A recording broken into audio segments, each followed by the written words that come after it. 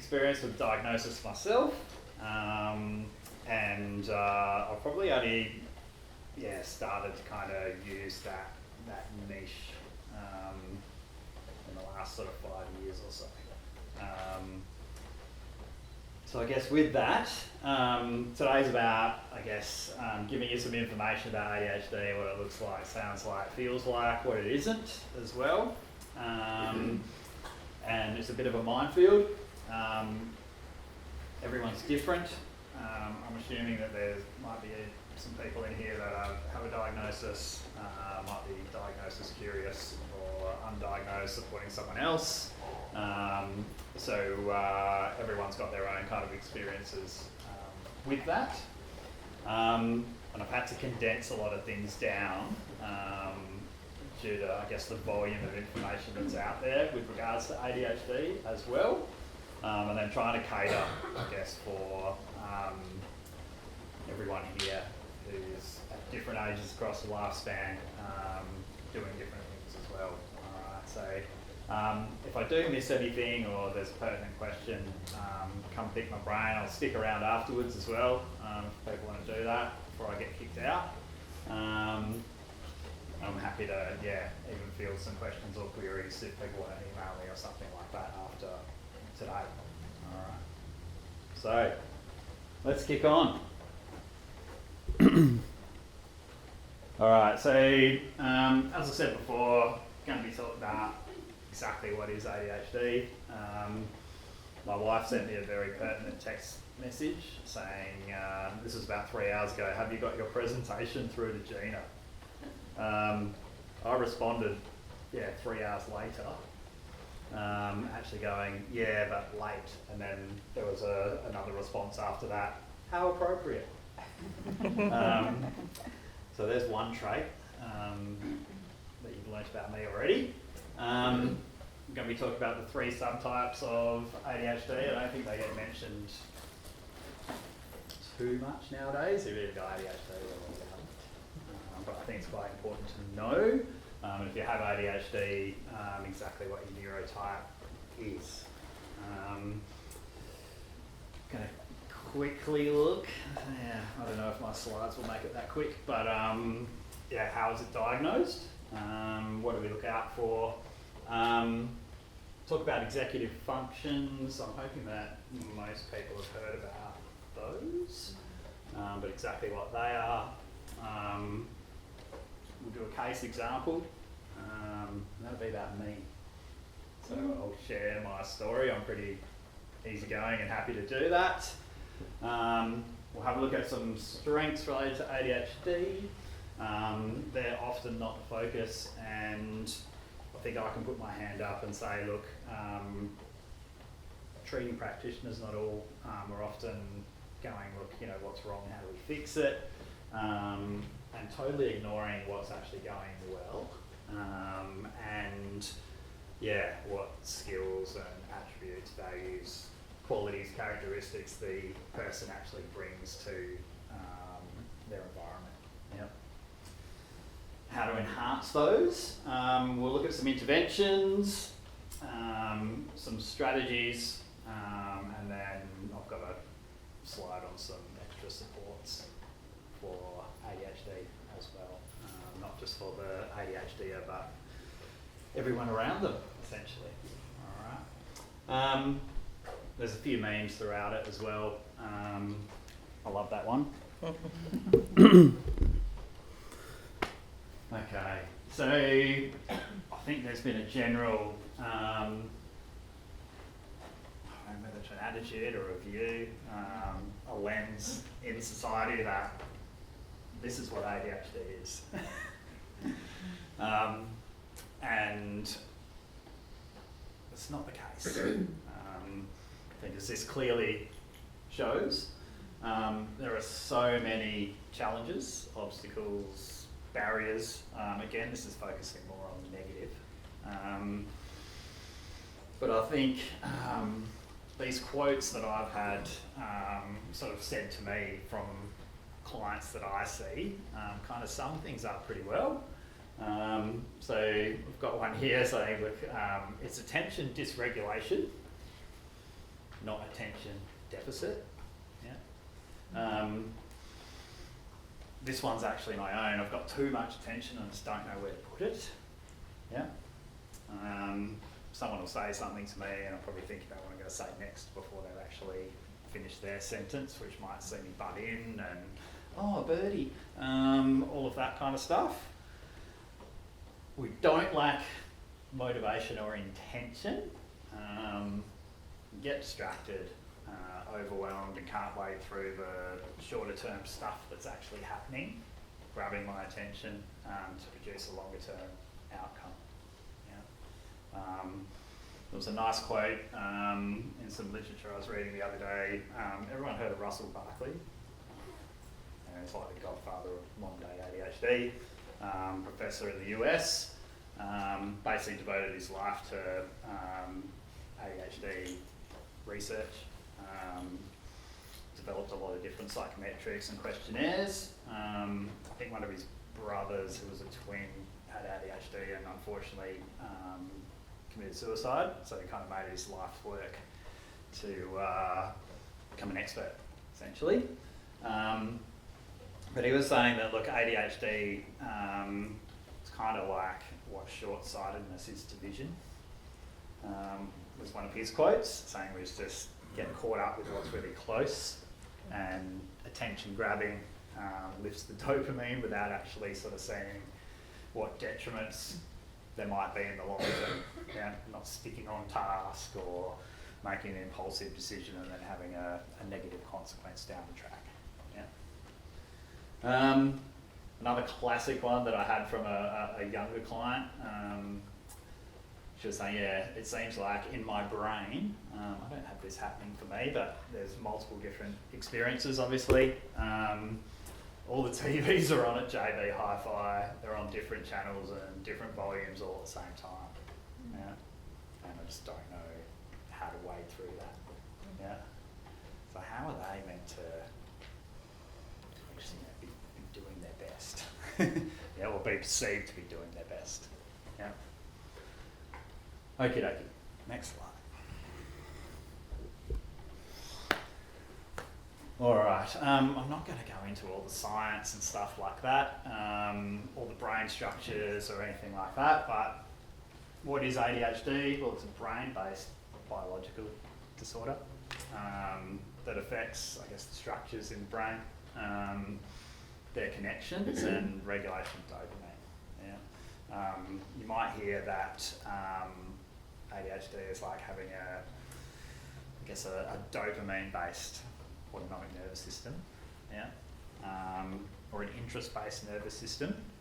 So the things that you might be interested in, find fun, pleasurable, achievement-based, you're more likely to do to the detriment of other things. But you're doing that automatically. There's no intent to be off task, I don't think. It is also a trait-based condition, not a state-based one. All right, do people understand the difference there? No? All right, so if I was in an anxious state, how might I behave, or what sort of symptoms might I have, do you think? Feel free to yell it out.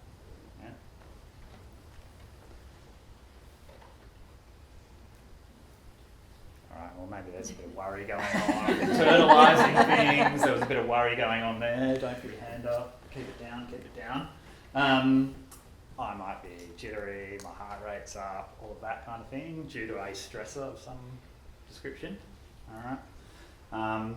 Maybe when the stressor goes away, those things resolve. So I'd be in a state. And that can change.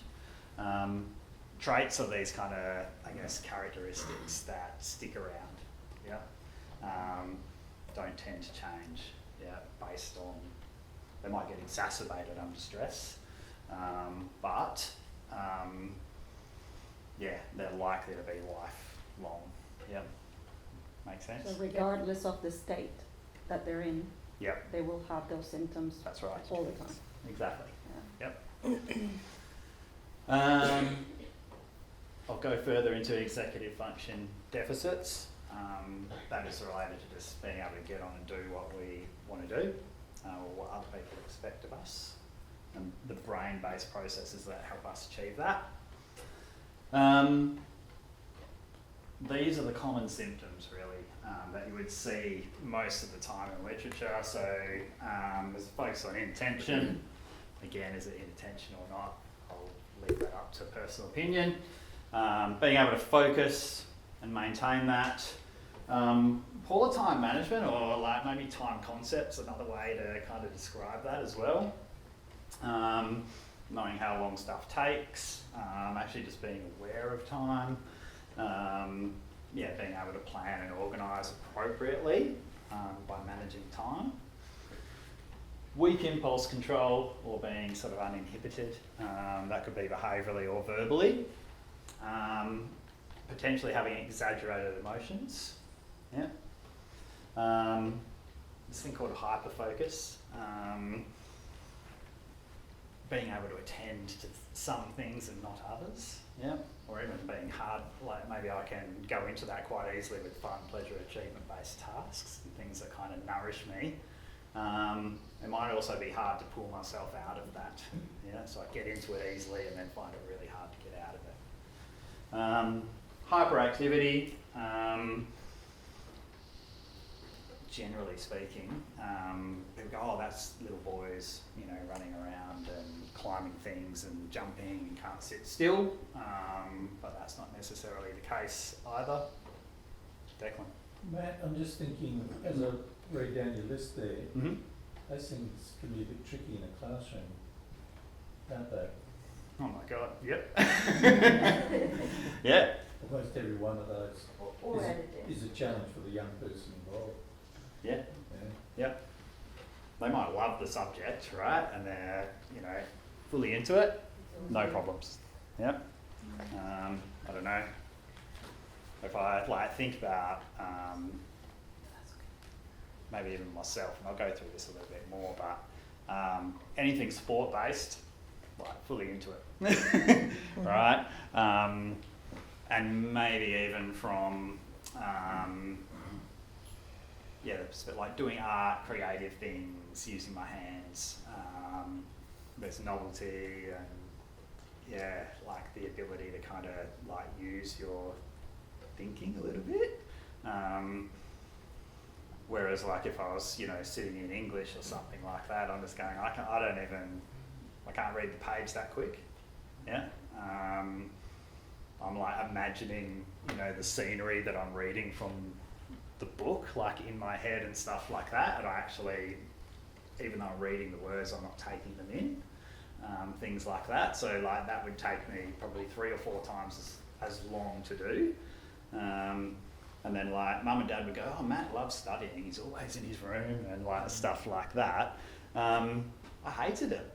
It's just I wanted to do something, I guess with my education. I didn't actually realise at the time, but not till getting my diagnosis as an adult, but I was there going over it, rewriting it, and trying to ingest it. But I'd always be tired all the time, stuff like that. Yeah, and then have to go and do some kind of sporting activity, or eat a bunch of chips, or something like that afterwards. Yeah, or go to sleep as well. Yeah. All right, got the executive dysfunction there twice. There you go. There's a good indication of some executive function problems. Not checking stuff. All right. What it isn't here. I've just got an example here because there's a lot of overlap with ADHD and autism. You can see in the middle that I guess this is all the challenges that they may share, and then these are the more standalone traits and symptoms. But I guess, outside of that, you could even do the same for ADHD and anxiety, or ADHD and depression, or ADHD and trauma, OCD, bipolar personality issues, drug and alcohol disorders. there's probably going to be, I guess, you know, some sugar that's sprinkled on certain traits and symptoms. You know, if a person with ADHD has any kind of co-occurring or comorbid conditions too. But it is not a lack of motivation. Yeah. I haven't come across an ADHD that actually lacks motivation. Yeah. It's not a lack of intention. I always intend to do things. I intended to proofread my presentation, which I actually did, but I just read it how I think it's written, I think. Yeah. Yeah, it's not lack of attention, as we said. It doesn't just happen to boys. Right, there's a real shift, and that's been happening for a while now, focusing more on females. The literature has improved. The stuff that's out there in on the internet, the resources available, the assessments we've got, stigma's reducing, these sorts of things is a way to go. But you probably heard that there's an explosion of diagnoses and all of that kind of stuff through media. Well, yeah, there is. But it's because of all the stuff that's out there, yeah, and the education and research. I think last time I looked at the stats, I think it's around sort of like 3 to 5% of the population probably got some neurodivergence, undiagnosed or diagnosed. But those numbers haven't even reached that amount yet. So I guess when you're looking at, you know, out of a class of 30 odd kids, you know, you're likely to probably have 3, maybe 4, or more. Yeah, there you go. And that's a fair spread. Yeah. We hear a lot about it's overdiagnosed and overprescribed. Yeah. Like all of that is just so big, I think, when you look at it. Yeah. Well, that's like the diet as well is quite prevalent, I feel, in the discussions about ADHD as well. Yeah. Yeah, overdiagnosis and overprescription of medicine. And Yeah. diet. Yeah. There's always a professional behind that diagnosis. Like, you know, maybe someone will get it wrong, I don't know, but it's not that either, like a fashionable diagnosis. I'd love to be able to like probably hand mine on. You know, or just lock it away for a bit and access it, you know, when it kind of suits me.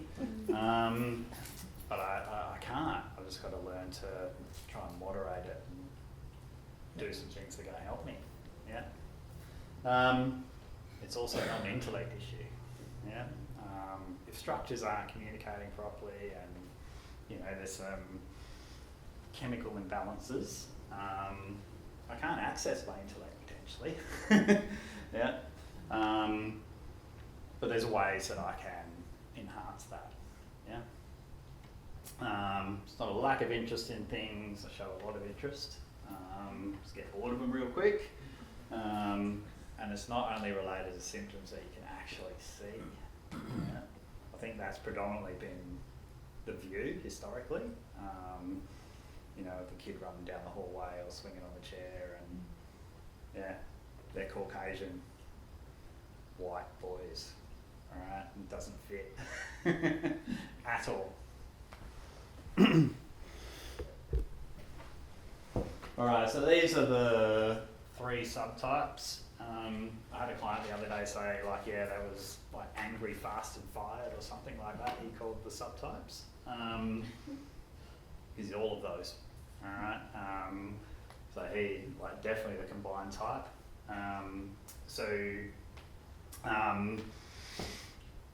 Everyone aware of the 3 subtypes of ADHD? No? Okay. So I'll come back to the combined type, but this is probably what you'd see most in those white Caucasian boys. But all of the diagnostic criteria are kind of shaped around all of that kind of thing.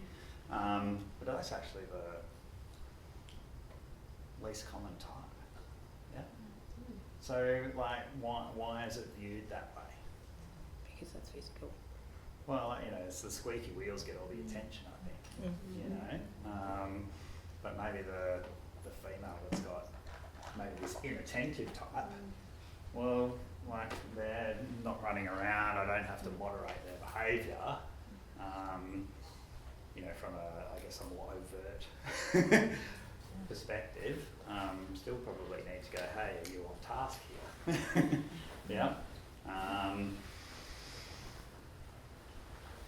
And then you've got the combination of those, like both hyperactive, impulsive and inattentive, yeah? And that's actually the most common type, yeah? You would probably see this more, obviously, in girls and shy boys, it says here. But there are females that are predominantly hyperactive as well, yeah? All right. Reading through that, any questions from anyone? No? It's helpful to know the neurotype, I think. Yeah, because then you can have a look at what are the key kind of skills, tools and strategies to use for them. All right, how do we diagnose ADHD? Recently went to a professional development out of ADHD WA.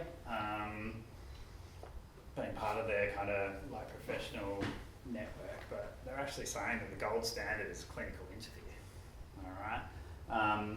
Especially with adults. Yeah, adults are pretty good and reliable like historians, and probably got the cognitive development to be able to articulate that, yeah? Even with children, yeah? I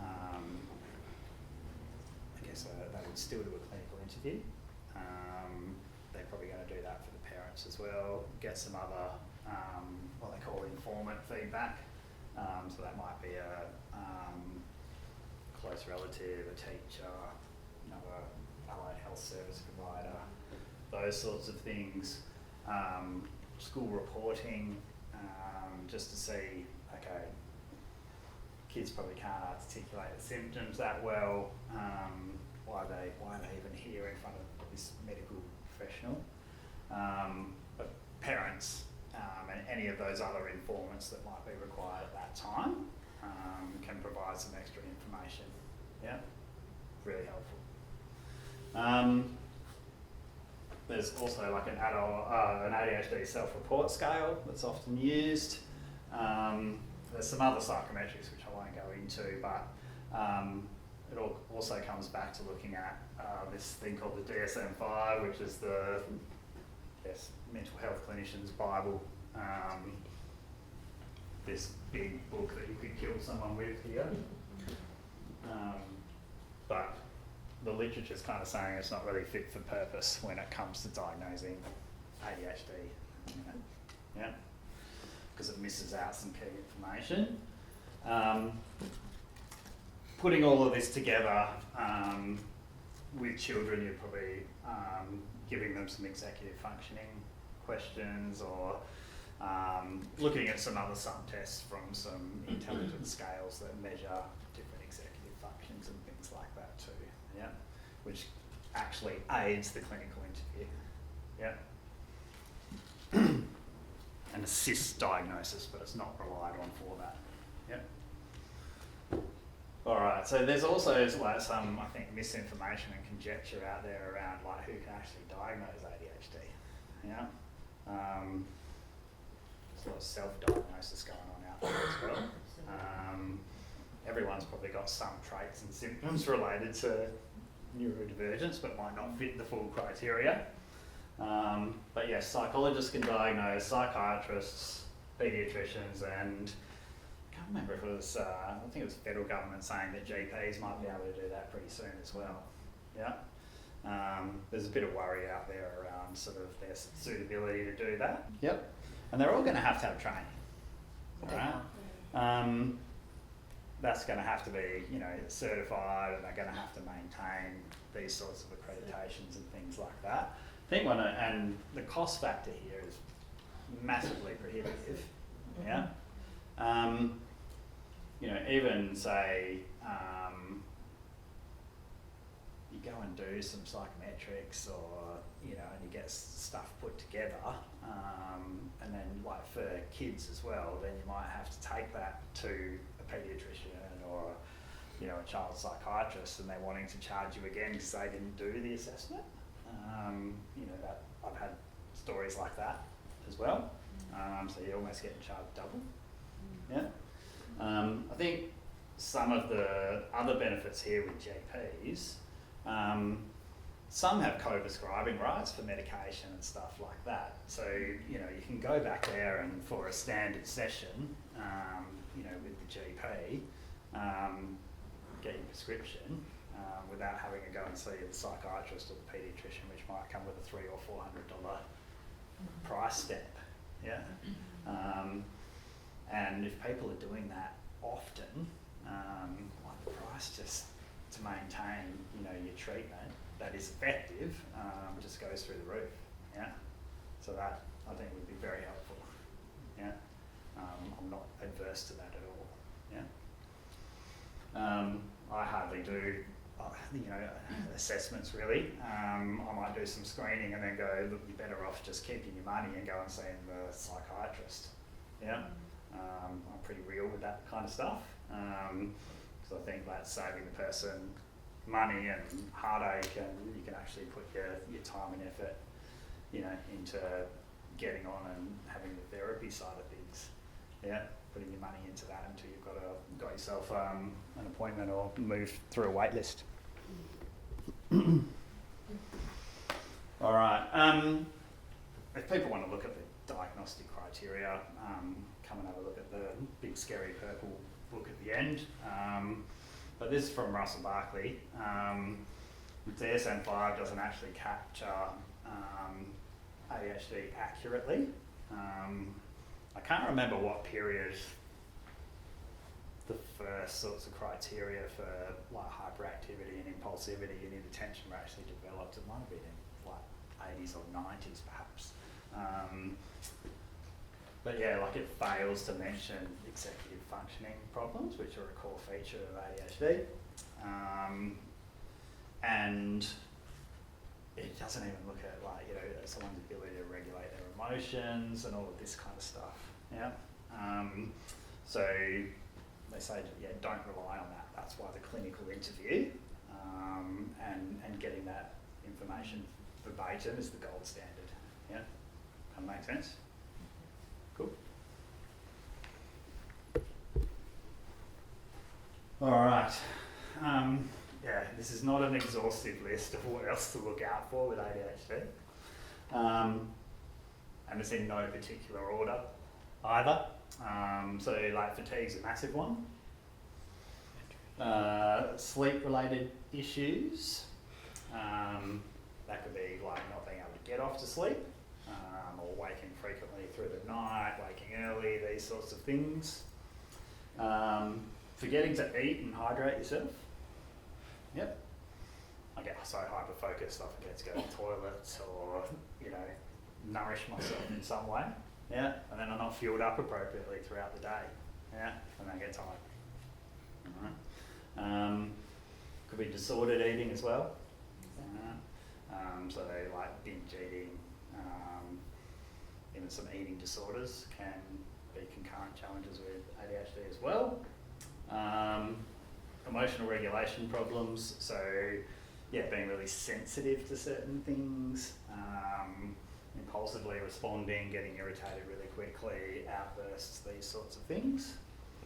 Drug and alcohol use, they feel good, yeah, pleasurable, fun.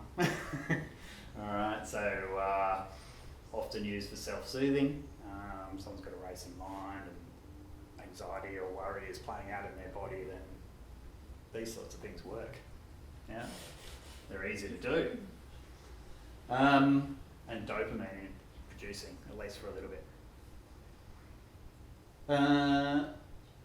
We must look out for, I guess, impact in more than one life area and having a significant impact. So that means having like a clear sign of dysfunction in at least 2 of these 3 areas. Yeah. So education, study and training. work and career and relationships. And that should be across the lifespan as well. Yeah.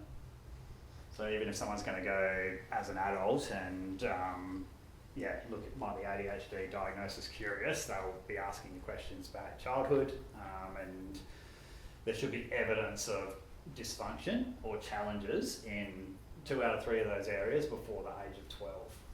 Yeah. Hence having that sort of report from parents and siblings and partners and maybe teachers and all of those sorts of things being very important. Everyone heard of compensatory behaviours? Alright, so I'm going to use, sorry mum, I reckon my mum's undiagnosed ADHD. Hi mum, if you're on the web at the moment. But yeah, like she'll be so planned and so organised, yeah, getting there early, making sure that everyone else has, got your lunch and your cricket bat and whatever, because she's anxious, yeah, about time and letting other people down and all of this kind of stuff.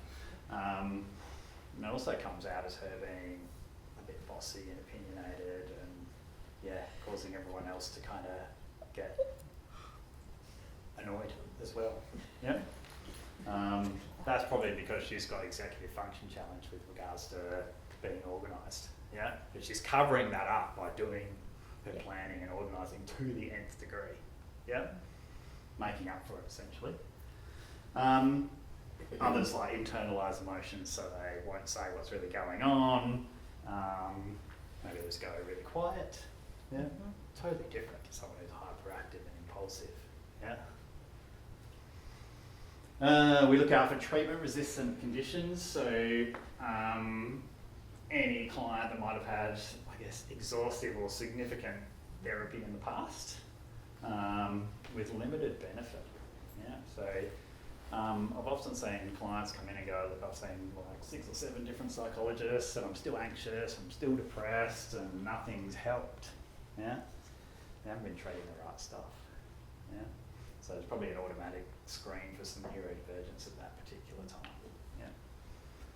Yeah. Poor time concept we've talked about.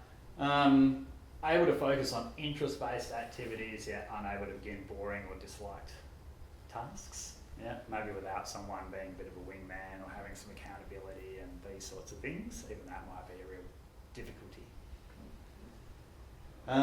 Risk-taking behaviour. Driving really fast, yeah. Self-harm, harm to others comes into there, yeah. Just a quick question regarding interest-based activities. Is the inability to stick to an interest and constantly swapping them something to look out for as well? Yep, definitely, yeah. They can tend to be like, I don't know, sometimes like a bit of all or nothing type behaviour, and getting bored of like something quickly, or chasing novelty and variety.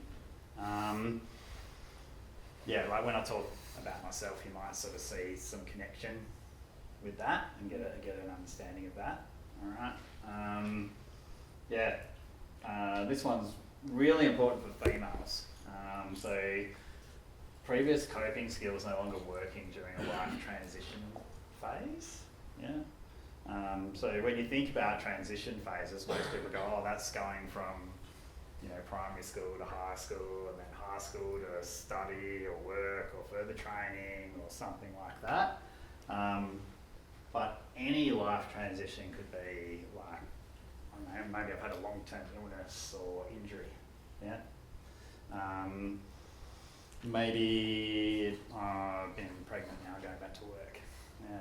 Menopause, been demoted or promoted, at work as well, because there'll be changes in the demands on that person at the time. Getting into a relationship, yep, a new relationship. all of those. All that. Yep, 100%. Death of someone in the family, all of those things. Yeah.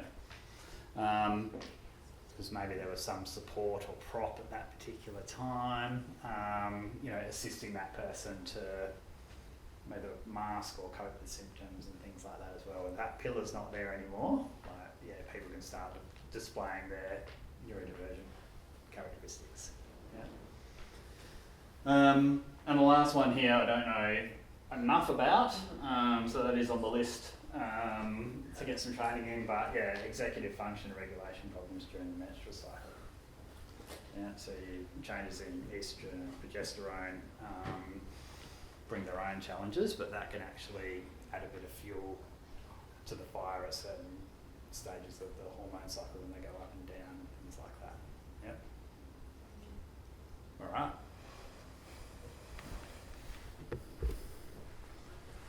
So what the hell are executive functions? As we noted before, they're brain-based processes that assist goal-directed behaviour.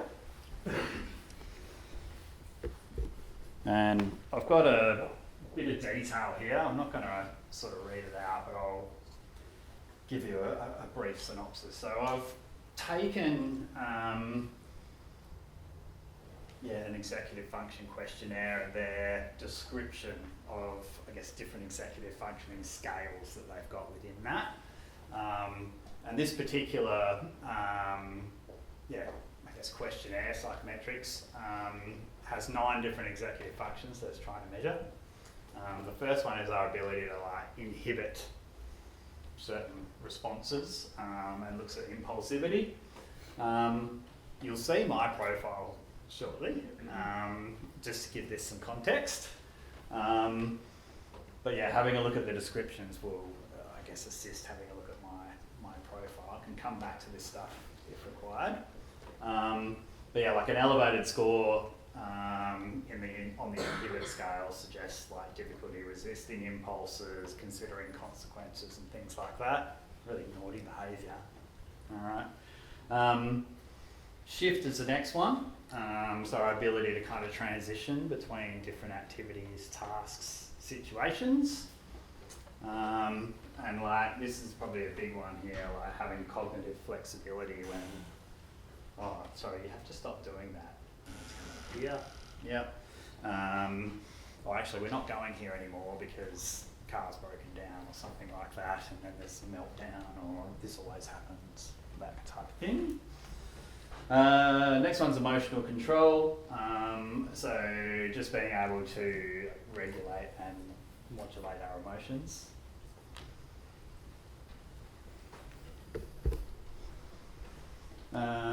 Self-monitoring, so this one kind of screams out, I'm good at sort of, looking internally and, modifying my behaviour, but it's more than that. It's actually looking at the effect of our own behaviour and monitoring that on the effect on other people. Yeah, ADHDers often don't know that they're creating a problem for other people. Yeah, especially if they can't see long-term consequences. Yep. Initiating things, so getting started, and doing boring things or things that are disliked, those sorts of things. Working memory, so has everyone heard of working memory? Yep. Alright. Often referred to as online representational memory, so the ability to retain, recall and use information in the here and now.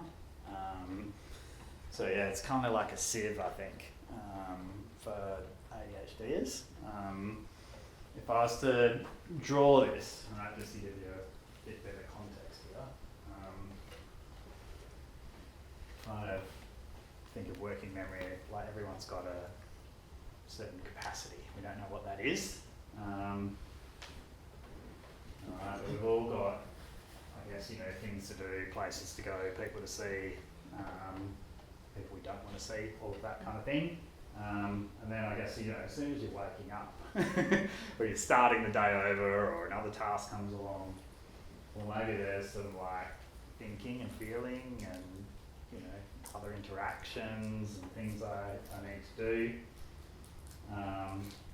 These things kind of go on and on across the day. Yeah. If I was to make it like a sieve, but also kind of think about being a human being while I'm constantly receiving other information. do stuff, trying to stay on task. I've got more just general thinking in my head, which probably leads to more feeling. I've got to make sure that I'm on time for school or work or all that kind of stuff. Oh no, the kids need to be fed and watered and all of that kind of stuff. Alright, so there's probably more stuff coming in than my working memory probably allows me to keep. Yeah. So like it either spills over perhaps or starts coming out. So like that's where it gets lost. Alright, there's not another working memory bucket kind of catch it. Yeah. So I'll talk about this later with the skills, tools and strategies and stuff like that, but if working memory is a bit faulty or like a sieve and I can't keep the information in there, what's going to help you? Well, if you don't have any other buckets. Yeah? Let's have a think about that for a minute. The last three here, so ability to plan and organise. I'm great with ideas, but can't get started or know what's urgent and a priority. Monitoring the task. So as you've seen, I didn't proofread before, so I didn't identify mistakes or correct them. And yeah, like some people even have that 16 tabs open on the computer, and I can tell you a great place for a holiday and which new car to buy, but I haven't actually finished my reporting or something like that. Yeah. And last one's organising materials. So do I have everything I need to actually get the job done? Yeah. See me going to Bunnings 6 times in the one day. Yeah. For the sausages. Yeah. All right. So I'm just going to read a bit of a story about my youth, I guess. And I just want you to kind of keep these questions in your head as we're kind of going through. All right. Sorry if anyone gets bored here. I've got a mate in the audience down there. Put your hand up, Simon. Thanks, Matt. You're not mentioned in here, mate. It's okay. All right. So this is actually written by my parents. Yeah. My psychiatrist wanted to hear from them that informant, third-hand information. With a little bit of, mum and dad, this is how I saw things. Yeah. Okay. So he was a well-mannered but shy boy who has always been quite sensitive emotionally. He excelled at primary school and high school from an academic perspective. Although he was quiet, undisruptive at home and school, he was also a good sports person, and he always had a large group of friends forged through being able to turn his hand to many things. This was especially true with football, t-ball and baseball, making elite junior and adolescent teams in the latter two. As an adult, he's been an elite A-grade cyclist, training up to 20 hours a week. He had a nutritionist at the time, a coach, and he made a National Road Series team for a couple of races. There's a pattern of being all in or all out. Perhaps being too impulsive to quit things when negative feedback is provided by other people. Despite all his previous hard work being completed to actually secure his skills, if he's going to do something, he does it very well, or he just doesn't do it at all. This has left him with some regret with both baseball and cycling, alongside his high school studies. We didn't know how much he was struggling. His struggles have largely gone undetected by both us and himself. However, we would argue that his attention problems, his ability to focus, overthinking, are trademark characteristics that he's had from his childhood. They began to surface through early school, especially when he provides some context to his early experiences. And now that we look back on it, perhaps his sensitive nature was actually anxiety, internalising everything. As an adult, he's become very talkative. Yet disorganisation, poor planning have come to the fore, especially since he got married and has kids. He's very active and invested as a dad. However, it's like herding cats if he's in charge of the kids. He's always bitten his nails. He has a habit of picking his skin, and he can tap his feet, especially when he must sit still. To remain seated, he can change his posture frequently or fiddle with things, like bite pens at school or doodle on paper. He was a child that was always playing games or sports and would be extremely bored sitting indoors, unless he was playing with Matchbox colours, which he could spend hours on end doing. Even if his brother, also diagnosed with ADHD as an adult, or sister were not willing to play, he'd head out on his bike, make jumps, throw or catch a ball on his own, go kick the footy and fetch it himself, swim in the pool or go to a friend's house. He'd be out all day. When asked if he'd drunk some water or eaten food, he would always say, "No." He would always rather be bored at someone else's house than bored at his own. This remains to this day. I often get told, like, "Oh, can you just piss off and go for a ride?" Like, that's obviously me not noticing that I'm annoying other people. I'm like, "Yep, no worries." It appears that he's always on the go, but he wasn't the kid who climbed stuff, interrupted you, swung on his chair or blurted out answers. He even notes as an adult, he still doesn't like being home and indoors for extended periods. He can't stand it when it rains, because he can't be outdoors. That's where all the good stuff happens. He gets super frustrated when it rains consistently. Even now as an adult, we often see him doing multiple things, like putting on the dishwasher, setting the table, picking up the rubbish, tidying, picking up after the kids and keeping them amused and so on, all at once. He still loves his sport and he gets agitated and moody if he doesn't exercise. He would never go on a beach holiday. He wouldn't be able to lie on a towel and do nothing for that long. It's too boring. We remember a time when he was 5 to 6 years old. He wasn't a child that would complain when he was unwell or upset. He would just lie around and not say too much. It wasn't until we took him to the doctor on one occasion that we found out he actually had pneumonia, requiring him to be taken straight to hospital. It was since discovered he thought other people would just notice. This must have been so frustrating. We feel guilty for being quite direct parents. We never really checked on him enough or asked what was going on. This would have silenced him and his opinions or stopped him from seeking support. Back in his teens, he secured a scholarship for aeronautics, which is at Kent Street Senior High School, 2 bus rides away from home, so about an hour and a half each way. Simon will know all about that as well. He hated catching the bus, yet he couldn't really tell you why, except it was just really boring. This was prior to mobiles and the like, showing my age here.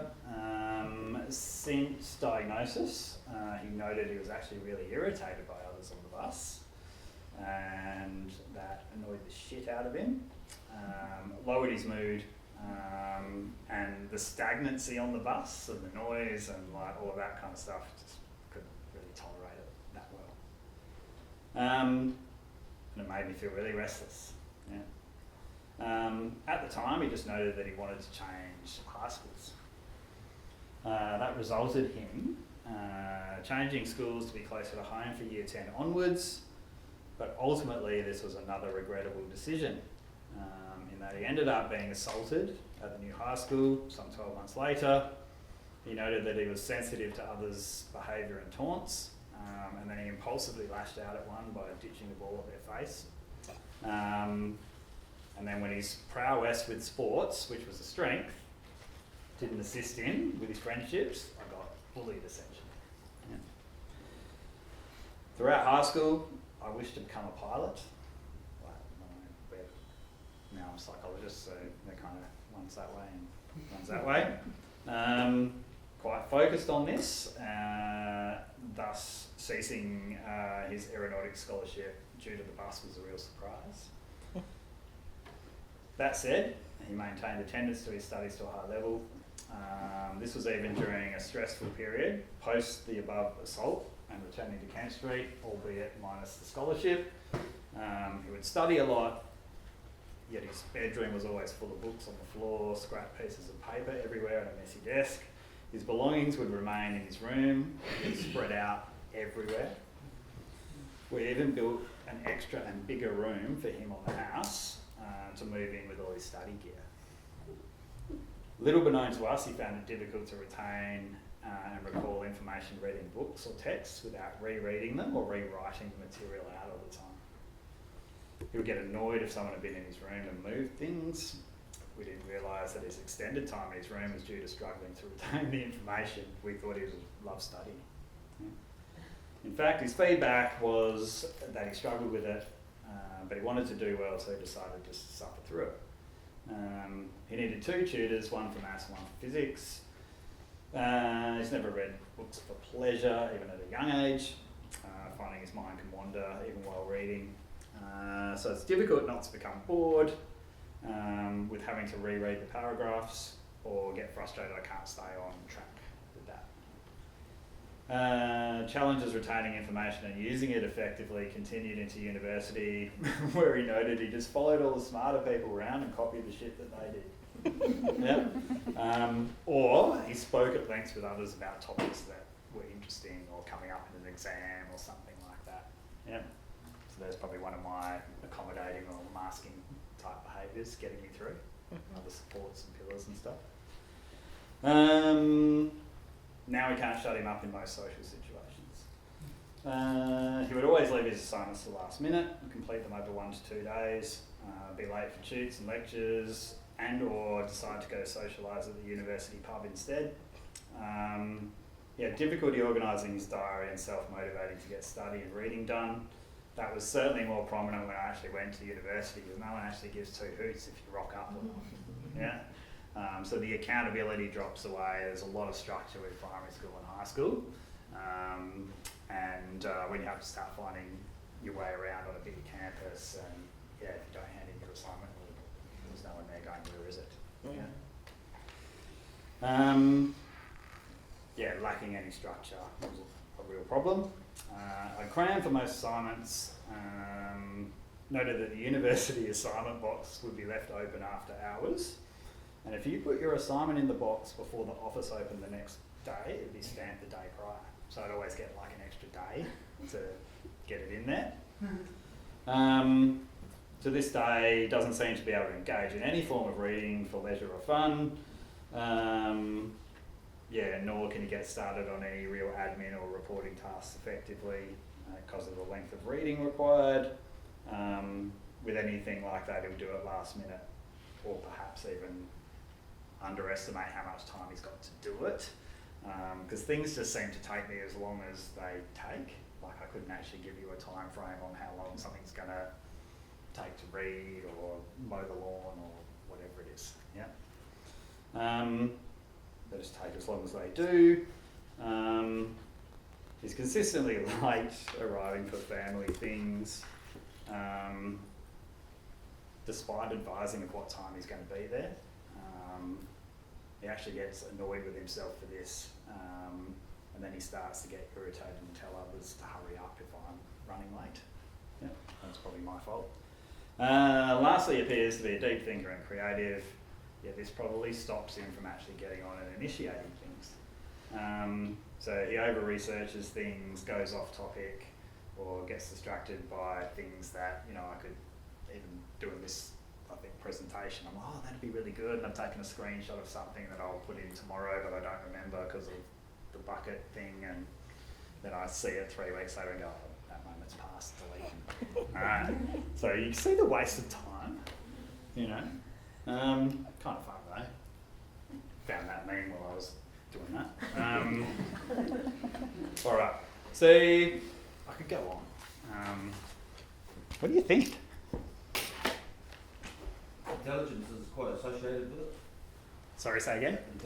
Decent intelligence is associated with ADHD and autism and that? Yeah, I'd hope so. Some things pick up on things quite quick, but then they just go on just like that. Or Yeah. something to do Yeah. prior to he'll smash through it and he can't remember or he's just lost. Yep. Yep. But yeah, that's not nothing to do with like his actual intellect or anything like that. Yeah. There'll probably be things as well that he can actually retain and be really on the spot with, and that do stick. Yeah, maybe in certain domains or whatever. Yeah. Any of those? Sport. Yeah. Well, there you go. All right. So, like, one of his strengths already is actually just bloody using his body. All right. So I think that's probably got me in trouble. Throughout my life, is actually not aligning myself with my strengths and that. I probably had jobs that had a huge amount of variety and got me out of the office, and I was meeting new people and I was really good at updating them and all of that kind of stuff. But my dislike of actually doing admin and reporting, I'd just ring them and go, oh, everything that's going on. Like, you don't need a report this month, do you? And they're like, nah, no worries, Matt, you're really good at that and all that kind of thing, but just give us one next month. Then I've got twice as much to write. So then I'd be all hands on deck and like, oh God, how am I going to manage this call this month?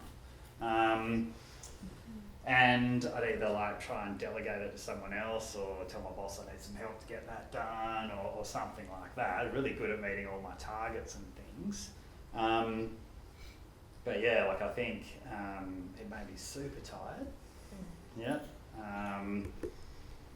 And yeah, probably masked, I guess, my dislike for things, and I'd probably burn out at the end of the day and go this job sucks, right? When I'm just not doing the work that's kind of aligned with my own nervous system, I think, and my executive functioning.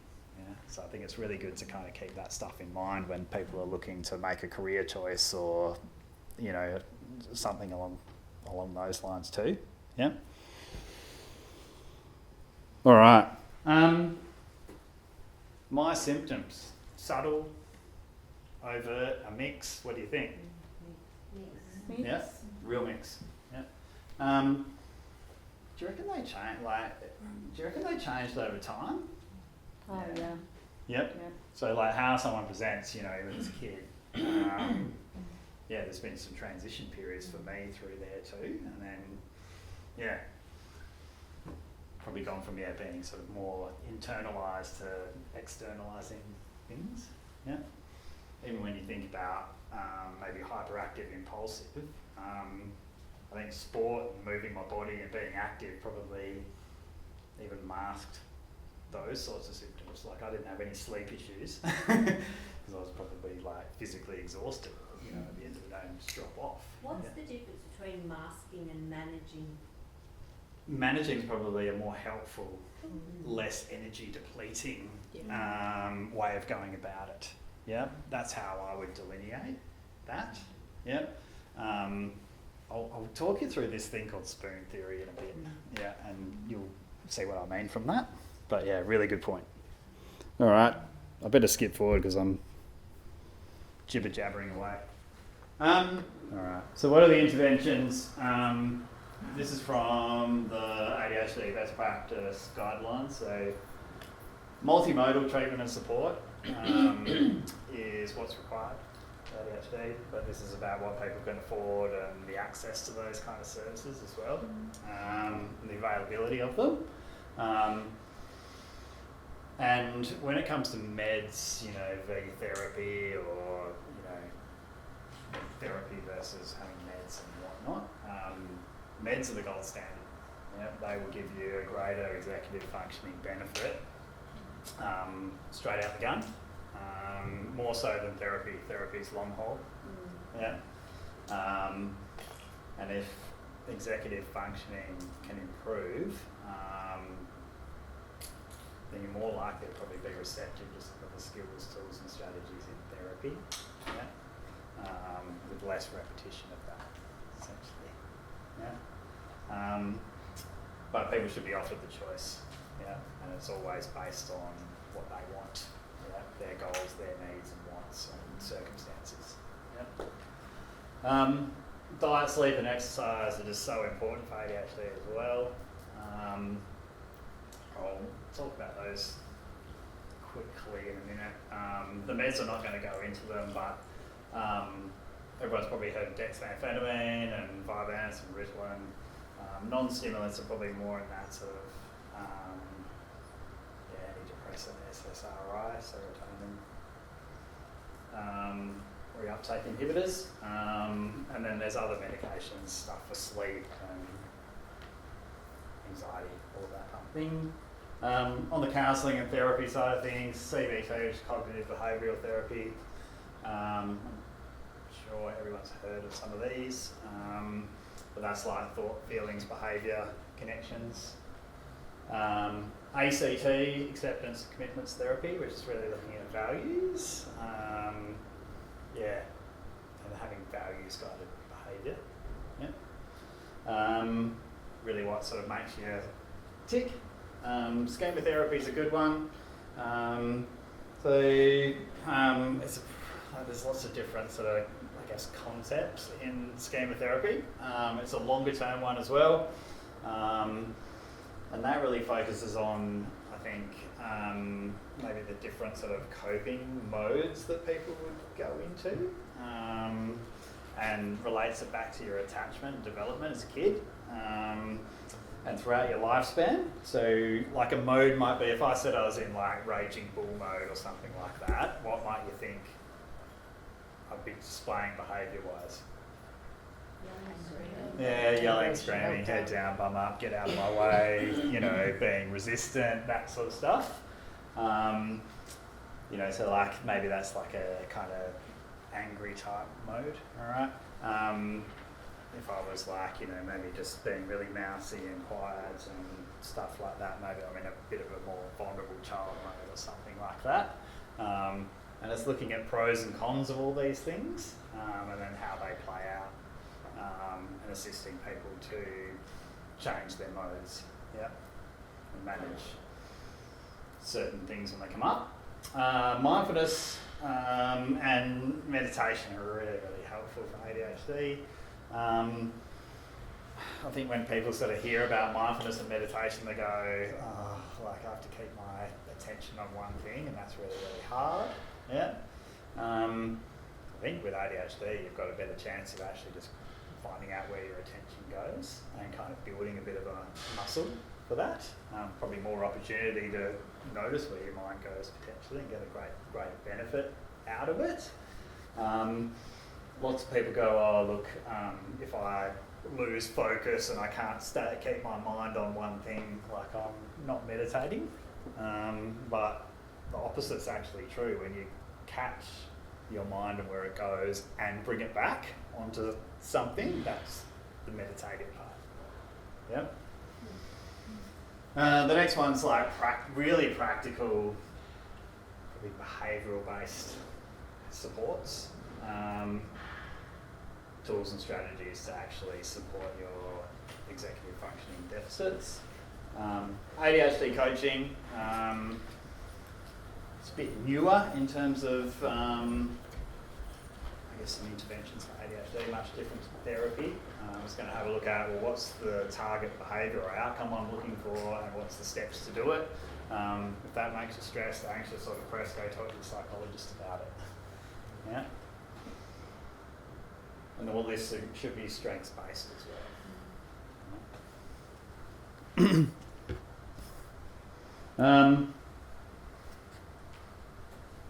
I'll send out the slides to everyone so they're available.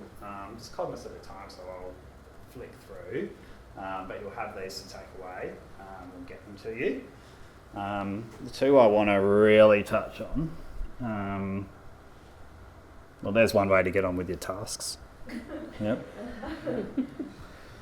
All right. I've taken this from like a neurodivergent friendly skills book. All right. And these are the two things that I think super helpful for ADHD. I'll start with like spoon theory here. Has everyone heard of spoon theory at all? All right. now let's just say, we'll use these as spoons, or you can think about like the battery bar on your phone or something like that, right? So like when you wake up in the morning, all right, your battery should be full, all right, nice replenishing sleep, all right. So maybe I've got this many bars of energy, all right. But maybe as a neurodivergent individual, I haven't had that good a sleep. Alright, so like I've only got that many bars of energy. Alright, maybe it took me a lot of effort to get out the door. Alright, so there's another one gone. Yep. I haven't even started school yet. Right, or I haven't even gone to work yet. Yep. Oh shit, got this on it. Alright, you know, there's mood impacts here. There's behavioural impacts, there's thinking and cognitive, all right, and some sensory stuff going on here too as well, all right. Now, that'll be elevated in neurodivergent folks, all right? Lots more thinking, feeling, sensing and behaving. Now, it depletes your resources and the energy you've got, yeah? So we have to kind of look after our spoons a bit, all right? Because like it could be lunchtime and I'm just so fatigued and tired and overwhelmed that like I'm either having a meltdown or want to leave. Maybe I haven't eaten either or drunk enough water, all right? So I'm behind the 8 ball, yeah? It's really hard to get back in front of that, yeah? So I always say to people like, you know, how many spoons of particular spaces, places, events, triggers kind of cost you, yeah? Trying to set up a bit of expectation before maybe someone goes somewhere. What happens, what do you notice in your body, all of these sorts of things that might be telling you, yeah? Because your body does give away clues, yeah? That you're actually starting to deplete your spoons through the day, yeah? And then developing a bit of a plan on how you're going to either arrest the depletion, yeah? And resource yourself a bit more. All right. Now, we kind of do that through these self-check-ins. Yeah. Now, it's really hard for a neurodivergent person to probably remember that they need to do a bloody self-check-in. All right. Let alone know sort of what it is. All right. My advice here. If I kind of give you a bit of an analogy, right? I would say someone with ADHD is kind of like a Formula 1 car, all right, with no friggin' brakes. Yeah, anyone heard of that statement? What's the goal of a Formula 1 car and their driver? What do they want to do? Yeah, all right, so they're just going, they want to go around the track as fast as possible. Yeah. So ADHD's got lots of like fast thinking, fast feeling, fast sensing, yeah? Does a Formula 1 car need to come into the pits? Yeah? They don't friggin' like it though, do they? Like you see something on the news or highlights or whatever and the driver's going mad and they've been told to come into the pits. Alright, so they have to stop here. Yeah. It's only for a little bit, and then they can go again. Yeah. What happens if they don't stop? The Crash. tires Yeah, go they run out off. of fuel, tyres go off. Alright, they can't steer, and they got less grip, and all this kind of stuff. So they actually start going slower, don't they? Yeah. And when they stop, they can kind of do all of these things per se. Yeah. And then when they come back out of the pits, what can they do? Go even bloody faster again, can't they? Yeah. So this is almost like a pit stop. Like I kind of use the self-check-in, pit stop kind of analogy together. And like when I come into the pits myself, right? Like when do I do this? And you know, what are the things that I need to be kind of asking myself and checking in on? Yeah. So I kind of like get people to like align or use some of the structure that they've got in their day, like whether it's recess time or it's lunch time and afternoon or morning tea time, these sorts of things, yeah? And a reminder pops up on the phone something like that, and it's bloody pit stop time. Yeah. And then I ask myself, what emotions do I have? What's my mood like? What are my energy levels like? You know, what's my focus and concentration like? What is my body telling me? Yeah. How many times would people go through the day and actually ask themselves what their mood's like at the minute? Right, no one does it. What's the advantage of actually asking yourself those questions at more strategic times? Make it better. Yeah. Review. Yeah. Check in, see You what can your actually needs. attend to your needs in real time, right? Yeah. So if you notice your mood's a bit off, or a bit tense, or you know, I can't concentrate. Yeah. Yeah. Like, have I eaten? Yeah. Have I hydrated myself appropriately? Yeah. You know, do I need to have a stretch? Like, you know, I've been sitting down for 3 hours. Yeah. You can actually get on to that. Yeah.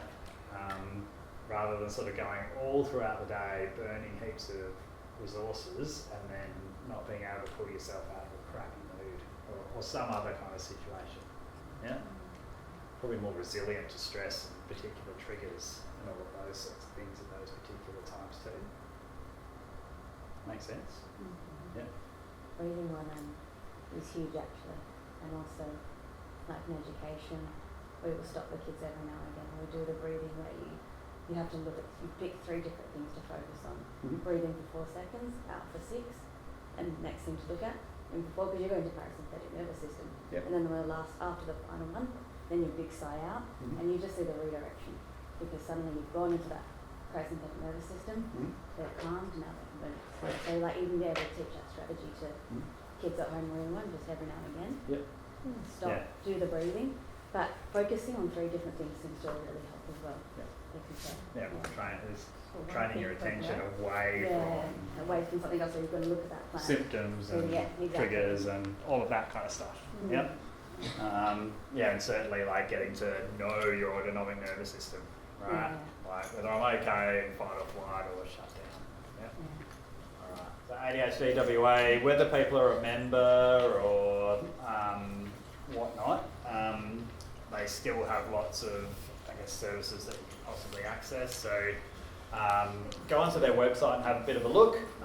It's not just for people diagnosed with ADHD either. It's for the supports for those people, the families. They run events and workshops and walk around Lake Munga and have morning teas and all sorts of stuff. And there's a lot of professional development and workshops that they run as well.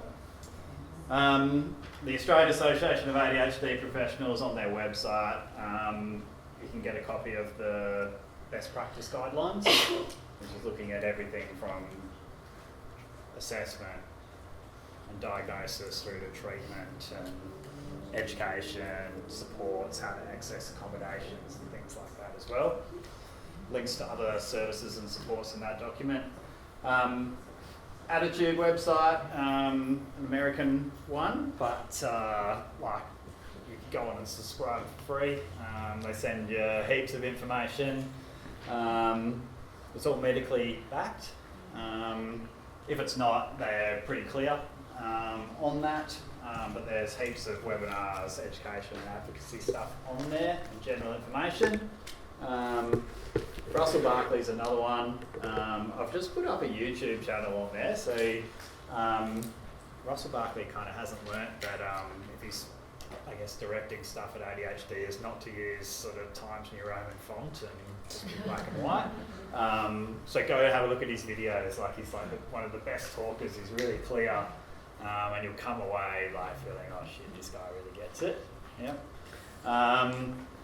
And then lastly, I think the other pillars that you've kind of hopefully got at your disposal is a good family GP. All right. They can certainly, if we don't know, they can link us to things. If you've got a psychiatrist, ask questions. Don't leave there until you understand. sometimes they're time poor, or the bedside manner's not the greatest.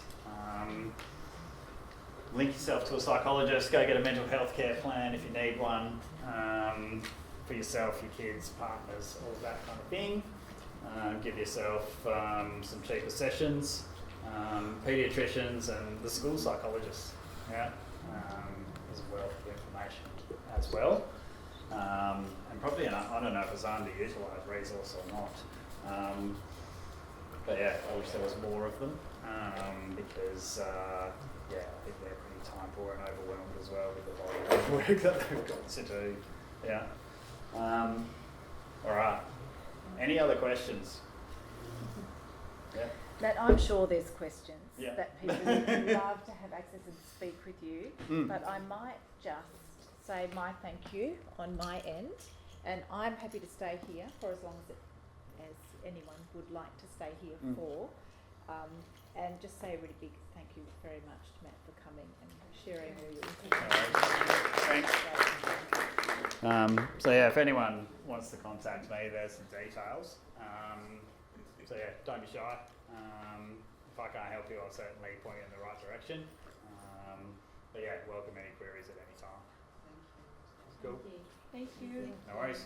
Cheers.